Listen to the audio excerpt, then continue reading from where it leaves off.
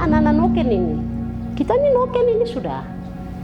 Orang, saya tidak tahu orang lain, tapi kalau saya punya pribadi, saya bilang, kita pun kandungan saja sebagai perempuan, kandungan ini noken. Kita pun noken asli nih, ketika belum kita isi sesuatu kan ukuran kecil toh. Ketika kita isi ubi, isi sayur itu ukuran noken tuh dia akan makin besar, betul toh? Sama dengan perempuan kita pun kandungan. Ketika di kandungan itu belum ada isi, itu ukurannya kecil. Tetapi sudah mulai ada janin, mulai ada anak, dia akan ukuran besar sampai kita 9 bulan baru melahirkan. Jadi saya kalau bicara noken ini itu perempuan itu saya lebih nyambungnya tuh ke kandungan perempuan sebenarnya ini noken. Tetapi yang bikin sedih itu sampai zaman sekarang, generasi sekarang tuh kita lupa tentang noken ini. Artinya kita lupa, kita pun harga diri, kita lupa kita punya segala macam. Jadi saya dari awal tuh kenapa saya punya ijazah apa saya mau saya buang, saya tidak mau tahu, tidak penting. Saya pertahankan barang ini karena di situ. Ini nilai bukan main-main, ini menyangkut kita pun hidup, menceritakan banyak hal.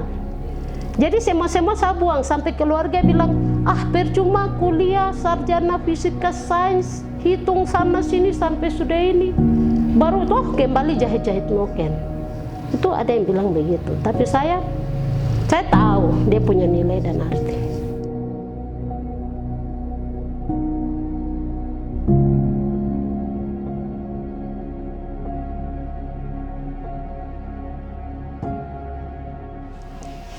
Tidak bangun kan? Tidak bangun. Darah minum susu.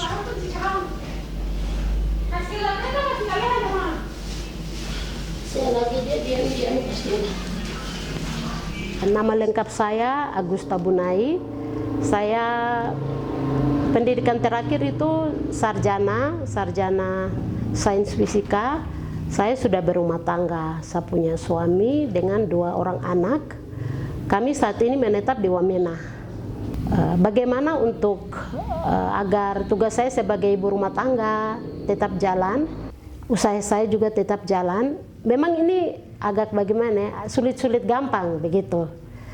Kalau tidak terlalu banyak pesanan atau apa tidak ada masalah.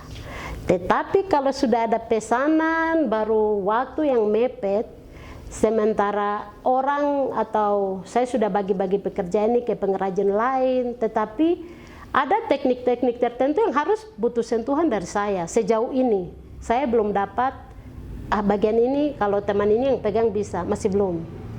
Itu mungkin butuh proses. Kalau sudah di titik itu memang saya kesulitan untuk bagaimana jaga anak, bagaimana ini atur, apalagi anak sudah rewel-rewel, aduh. Kemudian saya kalau aktivitas sehari-hari, bangun pagi seperti biasa, anak-anak bangun, bikin dong susu, sarapan, seperti itu. Kemudian kesibukan saya menyangkut itulah. Hari Senin sampai Sabtu di ini markas galeri ini Labeo Fashion Papua dan urus anak itu. Hari Jumat kegiatan Dharma Wanita itu pun satu kali saja. Sama Mama Erwin. Pak, kok udah bikin di sini baru. Di halaman sini baru. Tadi dari kebun? Iya. Jam berapa?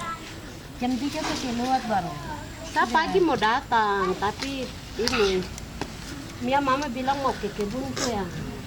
Sore sudah bisa datang. Iya, kemarin mami datang baru. Dia bilang begini, tante dia mau tante datang. Bilang pagi itu saya ke kebun, nanti sore kah? Nanti kan nanti mami yang sekolah. Saya datang baru. Saya kasih tahu dia.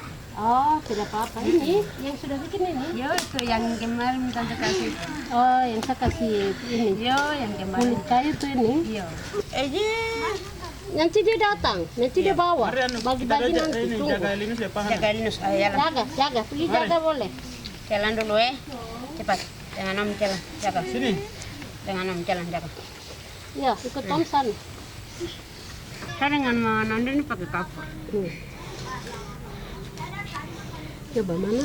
Baru kopinya. Saya punya coba lihat beda nih. bagus rapi, sapunya lihat kecil, besar.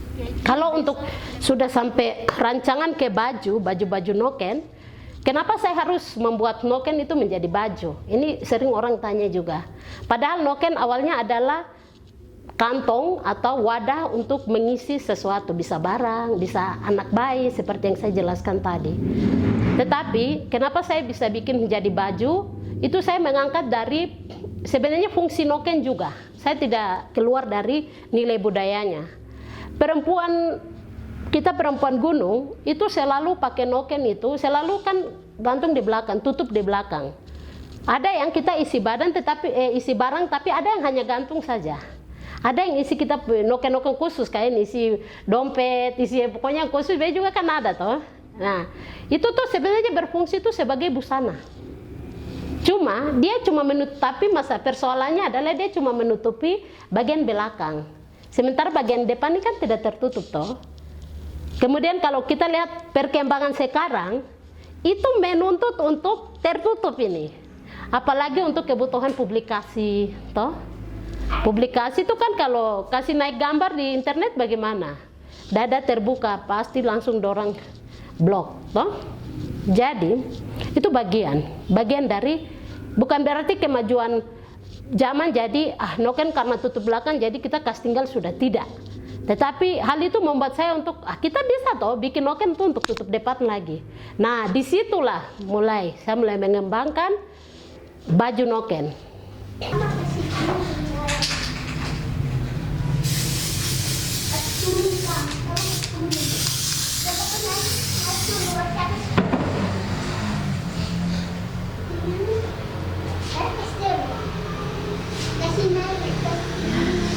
Tidak bisa, harus yang berat. Bisa berarti kok harus. Coba kan naikin.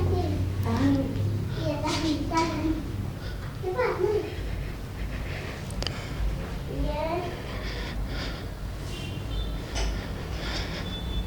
Sudah.